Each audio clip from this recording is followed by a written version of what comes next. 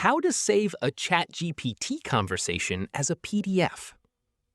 If you want to save an entire ChatGPT conversation as a PDF, you can do it directly through your web browser. First, open the ChatGPT conversation that you want to save. Click the three dots in the top right corner of your browser.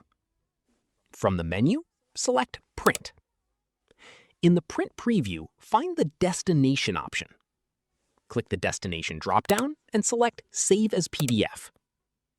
Next, click More Settings to see additional options. Under Margins, choose Minimum or None to reduce unnecessary white space. If you want to keep the ChatGPT colors and background styling, turn on Background Graphics. You can also turn off headers and footers if you don't want page numbers, the website address, or other information added to the PDF. Once everything looks good, click Save. Choose where you want to save the PDF, enter a file name, and click Save again. And that's how you can save a ChatGPT conversation as a PDF. If this tutorial helped you, don't forget to like this video, subscribe for more helpful tutorials, and I'll see you in the next one.